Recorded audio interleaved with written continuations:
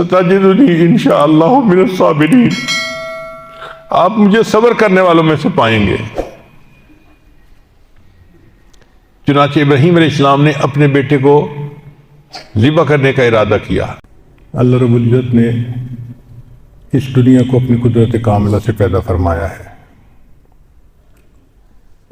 4 طرح کی مخلوق ہے، جمادات، نباتات، حیوانات اور انسان، اور ان تمام مخلوقات میں سب سے افضل اللہ نے انسان کو بنایا۔ علماء نے اس کی وجوہات بیان کی ہیں کہ جس مخلوق کا جو نام ہے اس کا پہلا حرف اس کی امتیازی خصوصیت بتاتا ہے۔ مثلا جمادات کے اندر جسامت ہوگی، جیم سے جسامت،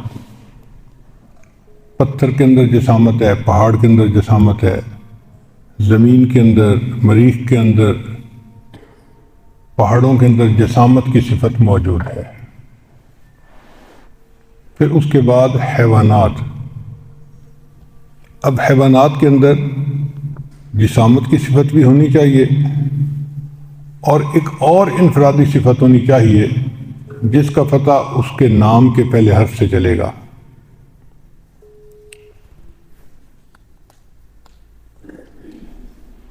تو جمادات میں جسامت تھی، نباتات کے اندر بھی جسامت ہوتی ہے، مگر ایک اضافی صفت بھی ہے، وہ ہے نون سے نشو و نما۔ پتھر کو آپ ایک جگہ رکھیں، سال کے بعد دیکھیں تو اس کا وزن اتنا ہی ہوگا، جسامت اتنی ہوگی، پتھر میں بڑھنے کی صلاحیت نہیں ہے، لیکن نباتات کے اندر بڑھنے کی صلاحیت ہے۔ آپ ایک پودا لگائیں، آج پودا ہے کل درخت بن جائے گا، اس کی جسامت بڑھتی رہے گی۔ تو اس وجہ سے نباتات جمادات سے افضل ہوئی کہ اس میں زیادہ خوبیاں ہیں۔ پھر نباتات سے افضل حیوانات۔ حیوانات میں پہلی 2 صفتیں بھی ہونی چاہیے اور کوئی اضافی صفت بھی ہونی چاہیے۔ چنانچہ حیوانات کے اندر جسامت بھی ہے، نشو و نما بھی ہے، اور تیسری صفت حیوانات کا لفظ ہا سے شروع ہوتا ہے، تو ہا سے بنی حرکت۔ درخت کے اندر حرکت نہیں تھی، جس جگہ لگا ہے 10 سال کے بعد بھی وہ اسی جگہ لگا ہوگا۔ یہ نہیں ہو سکتا کہ درخت صبح اپنے صحن کے مشرق کی طرف لگا ہو اور مغرب کے وقت دیکھیں تو وہ مغرب کی طرف لگا ہوا ہو، اس کے اندر حرکت نہیں ہے، ایک ہی جگہ کھڑا ہے۔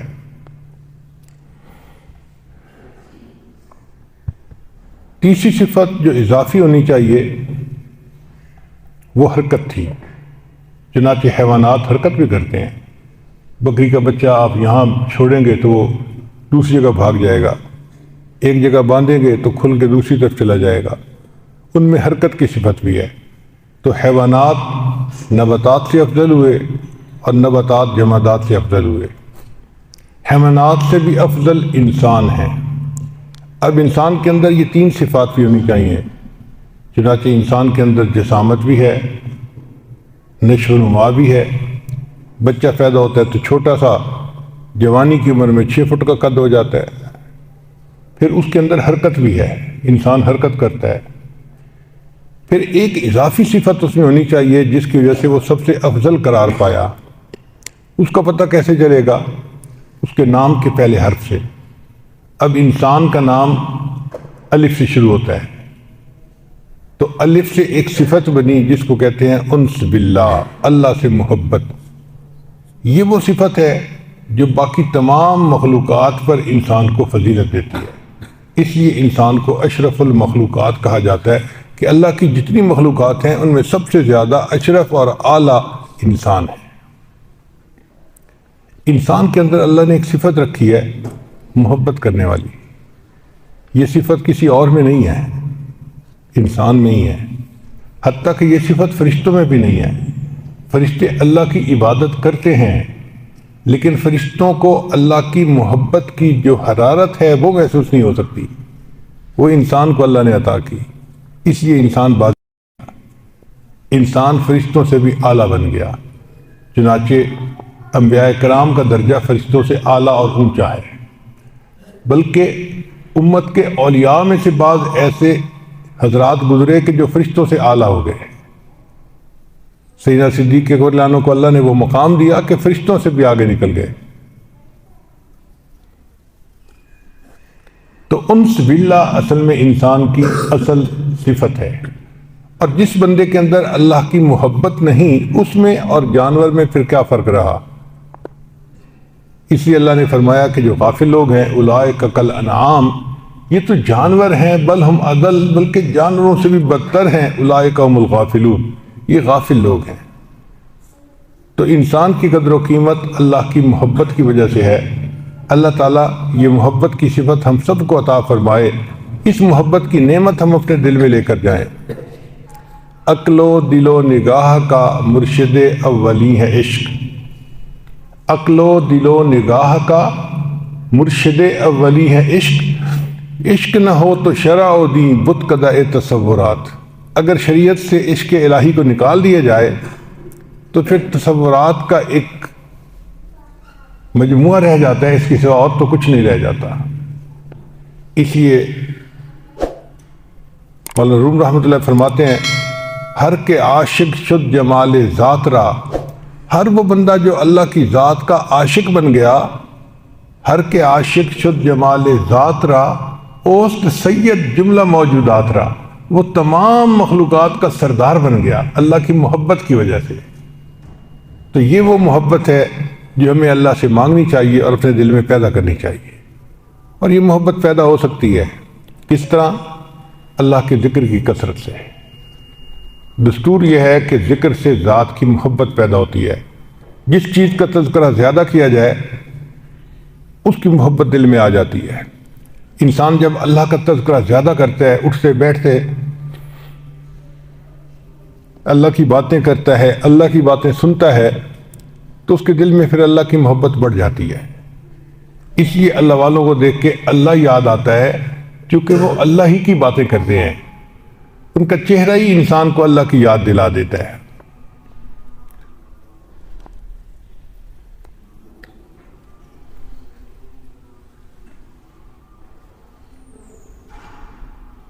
چنانچہ ہمارے اکابرین امت نے بہت کثرت کے ساتھ اللہ کو یاد کیا۔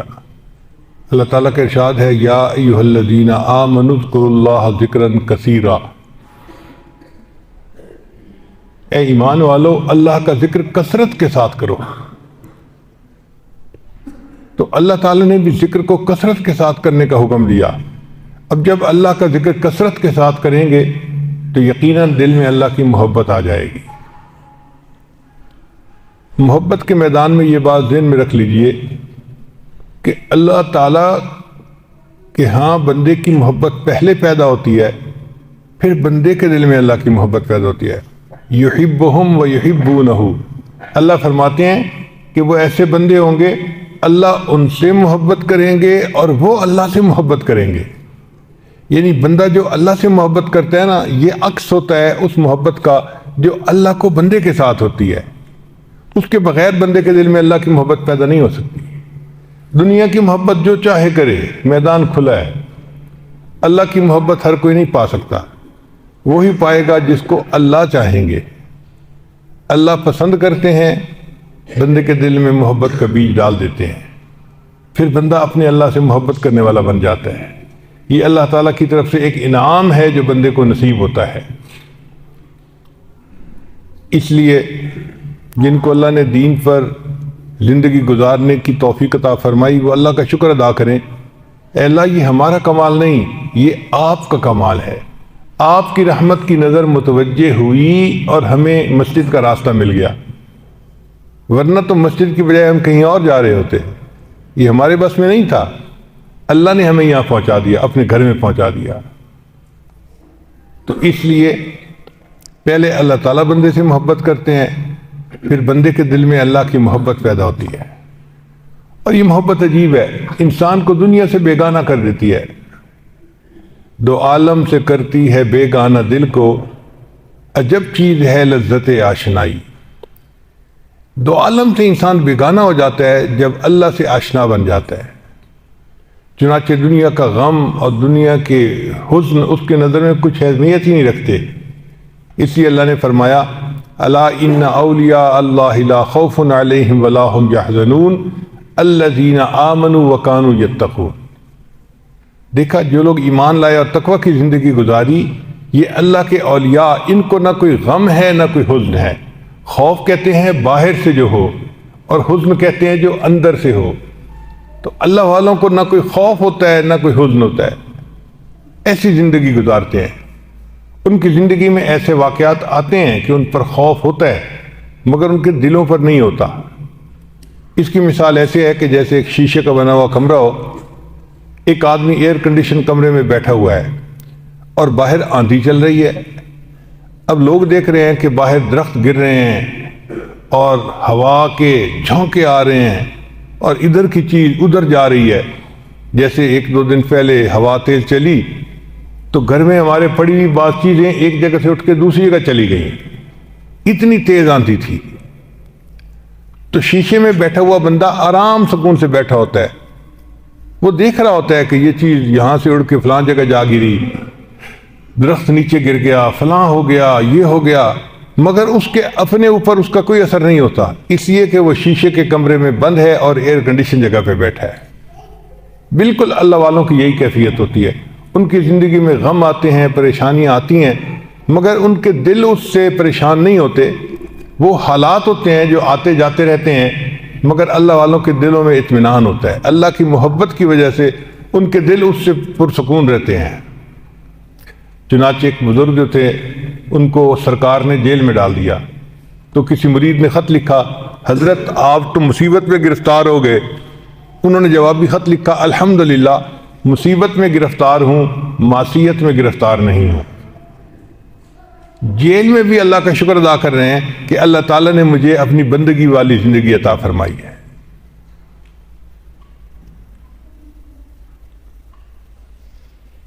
طوفان کر رہا تھا میرے عزم کا طواف، طوفان کر رہا تھا میرے عزم کا طواف، دنیا سمجھ رہی تھی کہ کشتی بھنور میں ہے۔ تو ظاہر میں لوگ دیکھنے والے کہتے ہیں کہ جی بڑے مشکلات ہیں ان کے اوپر، لیکن ان کو یہ نہیں پتہ ہوتا کہ ان مشکلات میں بھی ان کا دل پرسکون ہوتا ہے۔ بلکہ امام ربانی مجدد لسانی رحمۃ اللہ تو اپنے مکتوبات میں لکھتے ہیں کہ خوشی کے حال میں سالک کی ترقی اتنی نہیں ہوتی جتنا غم کے حال میں ہوتی ہے۔ اس لیے کہ خوشی کو تو نفس بھی چاہتا ہے، یعنی خوشی میں انسان کی رضا شامل ہو تو نفس کی بھی رضا شامل ہوتی ہے، اور غم کو تو نفس نہیں چاہتا۔ اگر انسان غم پہ راضی ہو جاتا ہے تو اس کا مطلب ہے فقط اللہ کے لیے اس پر راضی ہوا، نفس نہیں چاہتا تھا۔ اس لیے پھر غم کی حالت میں انسان کو زیادہ اعلیٰ ترقی حاصل ہوتی ہے۔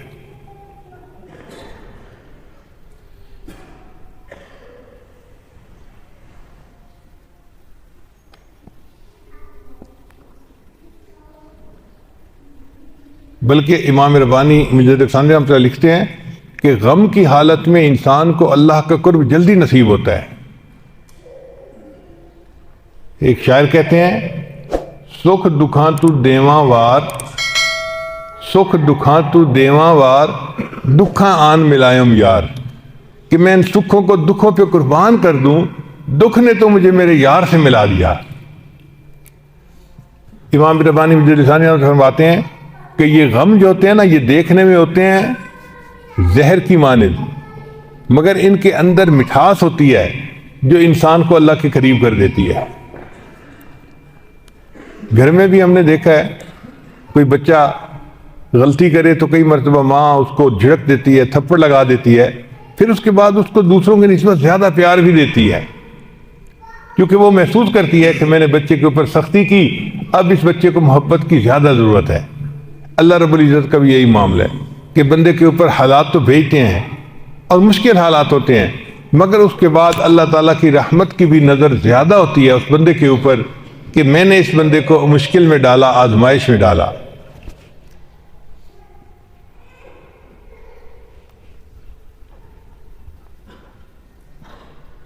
چنانچہ آپ اگر غور کریں تو اللہ نے اپنے سب مقربین کو آزمایا۔ ابراہیم خلیل اللہ کے خلیل تھے، اللہ نے ان کو بھی آزمایا۔ قرآن مجید میں اللہ فرماتے ہیں وَإِذِ ابْتَلَىٰ إِبْرَاهِيمَ رَبُّهُ بِكَلِمَاتٍ فَأَتَمَّهُنَّ، اور یاد کرو اس وقت کو جب آزمایا ابراہیم کو ان کے رب نے چند باتوں میں، اور وہ 100% کامیاب ہو گئے۔ اب ان باتوں میں کیا آزمایا؟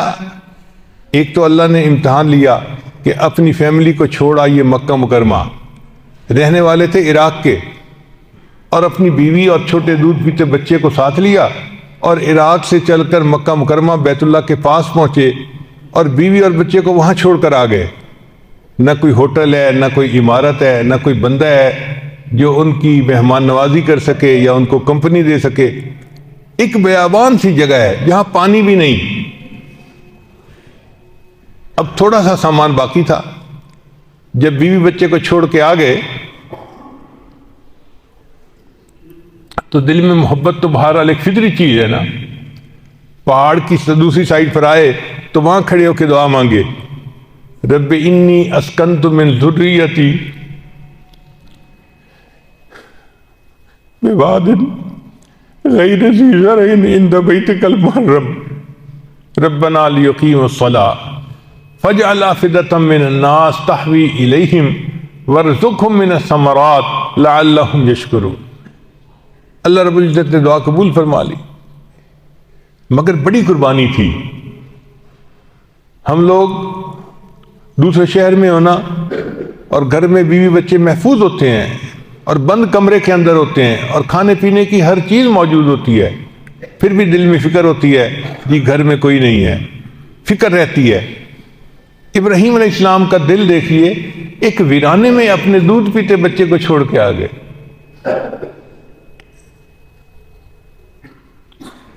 پھر ایک وقت آیا کہ اللہ تعالیٰ نے اس سے بھی بڑا امتحان لیا۔ وہ امتحان کیا تھا کہ جب اسماعیل علیہ السلام بھاگنے دوڑنے کی عمر کو پہنچ گئے، جس کو 5-6 سال کی عمر کہتے ہیں، جب بچہ دوڑتا بھاگتا ہے، اس عمر میں بچہ زیادہ پیارا لگتا ہے کیونکہ معصوم بھی ہوتا ہے، باتیں بھی کرتا ہے، محبت کا اظہار بھی کرتا ہے، تو دل کے زیادہ قریب ہو جاتا ہے۔ چنانچہ اللہ تعالیٰ نے ابراہیم علیہ السلام کو حکم فرمایا کہ آپ اپنے اس بچے کو میرے نام پر قربان کر دیجئے۔ تو ابراہیم علیہ السلام اٹھے اور اسماعیل علیہ السلام کو بتا دیا کہ بیٹے میں نے خواب دیکھا ہے، اور انبیاء کے خواب چونکہ سچے ہوتے ہیں، یہ بتانا مقصد تھا کہ مجھے یہ حکم ہوا ہے کہ میں تجھے اللہ کے نام پہ قربان کروں۔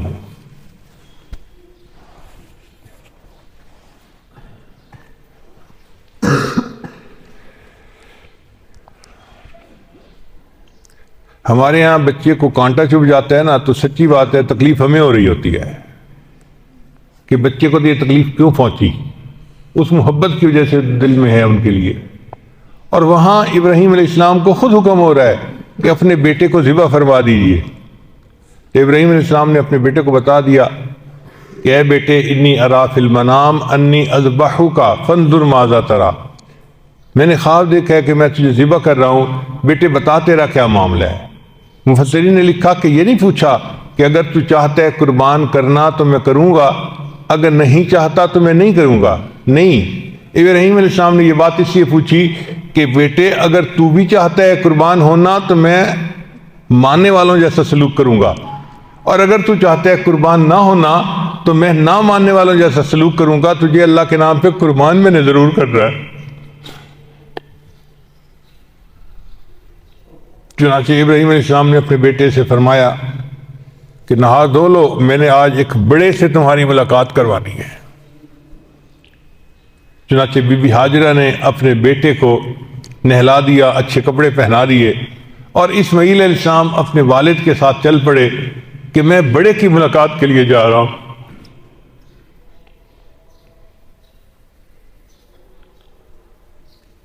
جب راستے میں تھے تو شیطان نے ابراہیم علیہ السلام پر حملہ کرنے کی کوشش کی کہ آپ والد ہیں، آپ اپنے بیٹے کو قتل نہ کیجئے ورنہ پوری دنیا میں اس کا ڈھنڈورا پٹے گا کہ ایک باپ نے ظلم کیا اور بیٹے کو ذبح کر دیا۔ تو ابراہیم علیہ السلام نے کہا کہ کیسے ڈنڈورا پھٹے گا؟ شیطان بدبخت نے دلیل دی کہ قابیل نے اپنے بھائی کو قتل کیا تھا اور اس کا تذکرہ اللہ نے فرما دیا، اور پوری انسانیت کو اس کا پتہ چلا کہ ایک بھائی نے دوسرے کو قتل کیا تھا۔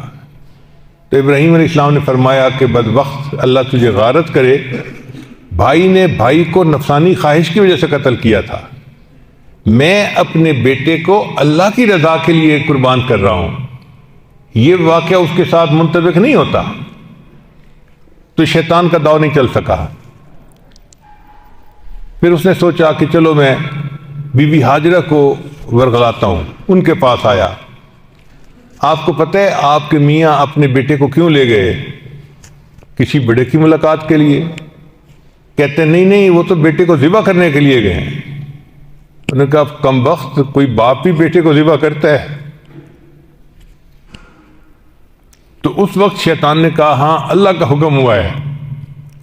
تو بی بی ہاجرہ کی ایمانی کیفیت دیکھیے کہ فوراً کہنے لگیں اگر اللہ کا حکم ہوا ہے تو پھر اللہ میرے بیٹے کی قربانی کو قبول فرما لے۔ وہ جو ماں کے اوپر اٹیک کرنا چاہتا تھا نا کہ محبت کی وجہ سے شاید وہ آڑ بن جائے گی، وہ بھی نہ بن سکی۔ اب شیطان نے سوچا کہ میں اسماعیل علیہ السلام پر حملہ کرتا ہوں۔ چنانچہ اسماعیل علیہ السلام تو بچے تھے، ان کے پاس آیا ایک بوڑھے کی شکل میں۔ تجھے پتہ ہے کہ تمہارے والد تجھے کہاں لے کے جا رہے ہیں؟ ان کا میرے والد مجھے کسی بڑے کی ملاقات کے لیے لے کے جا رہے ہیں۔ نہیں، تمہارے والد تمہیں ذبح کرنے کے لیے لے کے جا رہے ہیں۔ تو اسماعیل علیہ السلام نے بھی یہی جواب دیا کہ کیا کوئی والد اپنے بیٹے کو ذبح کرتا ہے؟ تو شیطان نے کہا ہاں انہیں اللہ کا حکم ہوا ہے۔ تو اسماعیل علیہ السلام نے کہا اگر اللہ کا حکم ہوا ہے تو میں اللہ کے نام پہ قربان ہونے کے لیے تیار ہوں۔ تینوں حملے ناکام۔ شریعت نے اس کی یاد میں مینا کے اندر 3 جگہیں بنا دیں، ایک چھوٹا شیطان، ایک درمیانہ شیطان، ایک بڑا شیطان۔ یہ ہمارے لیے رکھے ہوئے الفاظ ہیں، حقیقت میں ان 3 واقعات کو یاد کر رہے ہیں کہ جو شیطان نے 3 شخصیتوں پر حملہ کیا تھا مگر اس کا حملہ ناکام ہوا اور اللہ سے محبت کرنے والے لوگ جیت گئے، اور اللہ کا محبت جو تھی وہ کامیاب کر گئی ان کو۔ چنانچہ اس کے بعد اسماعیل علیہ السلام اور ابراہیم علیہ السلام ایک درے کے اندر پہنچے۔ درہ کہتے ہیں کہ دونوں طرف سے پہاڑ آ رہے ہوں اور ایک جگہ پر آ کر مل جائیں اور درمیان میں چھوٹا سا راستہ ہو۔ جب اس درے سے گزرے تو آگے کھلی جگہ تھی۔ اب کھلی جگہ کو دیکھ کر اسماعیل علیہ السلام نے اپنے والد سے پوچھا ابا جان آپ فرما رہے تھے میں بڑے کی ملاقات کے لیے لے کے جا رہا ہوں، میری بڑے سے ملاقات کب ہوگی؟ اس وقت پھر ابراہیم علیہ السلام نے بات کھول دی کہ بیٹے مجھے حکم ہوا تھا تجھے ذبح کرنے کا، تو میں تو تجھے ذبح کروں گا تاکہ تمہاری اللہ سے ملاقات ہو جائے۔ تو اسماعیل علیہ السلام نے جواب دیا یا ابتف ما تؤمر، ابا جان کر گزریے جس چیز کا آپ کو حکم ہوا، ستجدنی انشاءاللہ من الصابرین، آپ مجھے صبر کرنے والوں میں سے پائیں گے۔ چنانچہ ابراہیم علیہ السلام نے اپنے بیٹے کو ذبح کرنے کا ارادہ کیا۔ اس پر اسماعیل علیہ السلام نے آگے سے جواب دیا کہ ابا جان آپ ایسا کیجئے، ایک تو اپنی آنکھوں پہ پٹی باندھ لیجئے تاکہ اگر آپ مجھے ذبح کریں اور میرا جسم تڑپنے لگے تو آپ اس کو نہ دیکھیں، آپ کے ہاتھ میں کمزوری نہیں آنی چاہیے، جب آپ نہیں دیکھیں گے تو پھر آپ مجھے ذبح کر دیں گے۔ اور دوسرا یہ کہ مجھے آپ اس طرح لٹائیں کہ میرا چہرہ آپ کے سامنے نہ ہو، جس چہرے کو آپ محبت کی نظر سے دیکھتے رہے ہیں وہ چہرہ سامنے ہوگا تو پھر چھری چلانا مشکل ہو جائے گا، تو مجھے اس طرح لٹائیے کہ میرا چہرہ دوسری طرف ہو اور آپ پیچھے سے چھری چلائیں۔ اور تیسرا یہ کہ چھری کو تیز کر لیجئے تاکہ چھری دیر نہ لگائے ذبح کرنے میں۔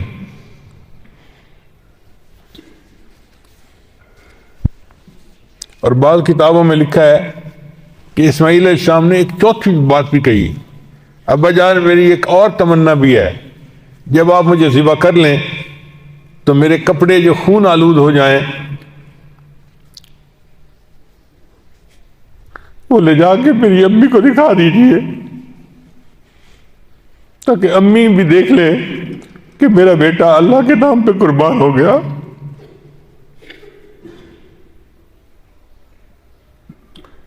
چنانچہ ابراہیم علیہ السلام نے ایسے ہی کیا۔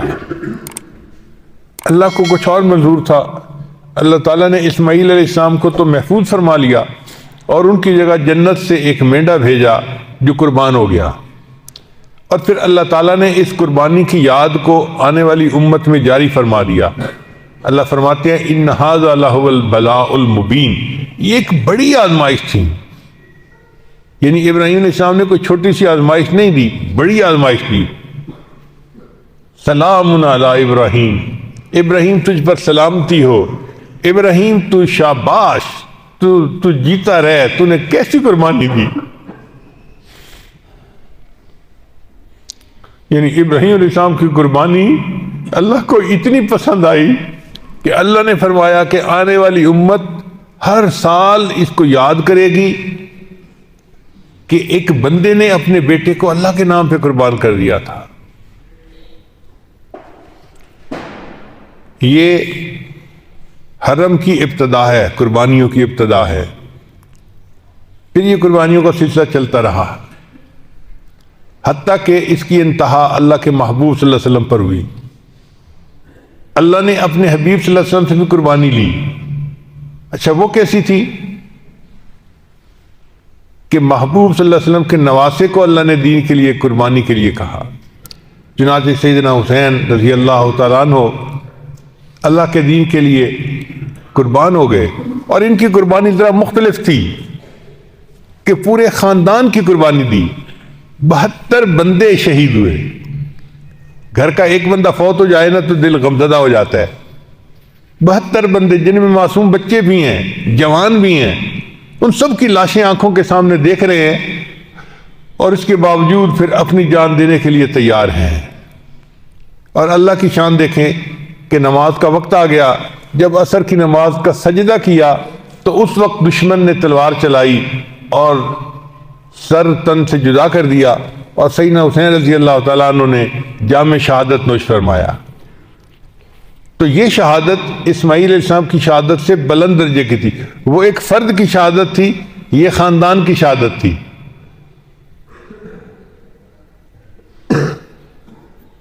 اس لیے کہ وہ خلیل تھے اور یہ حبیب تھے۔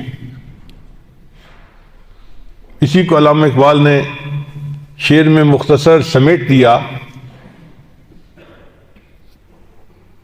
فرماتے ہیں غریب و سادہ اور رنگی ہے داستان حرم۔ غریب کہتے ہیں کہ جو کوئی بات ایک ہوئی ہو اس کو غریب کہتے ہیں۔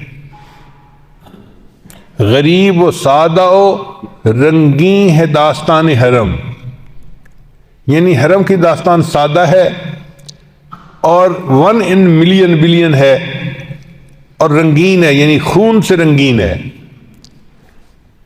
غریب و سادہ و رنگین ہے داستان حرم، نہایت اس کی حسین ابتدا ہے اسماعیل۔ اس ابتدا تو اسماعیل علیہ السلام سے ہوئی، یہ قربانیوں کی ابتدا تھی، اور اس کی انتہا سیدنا حسین رضی اللہ عنہ پر ہوئی۔ وہ خلیل کی قربانی تھی، یہ محبوب کی قربانی تھی۔ تو حرم کی داستان ہمیں بتاتی ہے کہ انسان اللہ کے نام پہ اپنی جان کو قربان کرے۔ چنانچہ ادنا اعلیٰ پہ قربان، یہ دستور ہے۔ آپ غور کیجئے، جمادات نباتات پہ قربان۔ انسان نے کھیتی کرنی ہوتی ہے نا تو وہ زمین پہ گہرا ہل چلا دیتا ہے۔ کوئی بندہ یہ نہیں کہہ سکتا کہ جی کتنا بڑا ظلم کیا، زمین کے سینے کو چیر کے رکھ دیا۔ بھئی زمین اپنے سے اعلیٰ پہ قربان۔ اب جب نباتات لگا دی، کھیتی ہو گئی، تو لہلہاتی کھیتی ہے، خوبصورت لگ رہی ہے، اس کو دراتی سے کاٹ دیتے ہیں کوئی نہیں کہہ سکتا جی کتنا ظلم کیا، اتنے لہلاتے پودے کو کاٹ دیا. بھئی ان کو بنایا تھا حیوانات کے لیے، لہذا ان کو کاٹ کے حیوانات کو پیش کر دیا گیا. اب جانور وہ چارہ کھا لیتے ہیں، پھر اس کے بعد جانور کو قربان کر دیتے ہیں انسان کے لیے. کوئی یہ نہیں کہہ سکتا جی کتنا ظلم کرتے ہیں، بکرے کو ذبح کر دیتے ہیں، مرغے کو ذبح کر دیتے ہیں.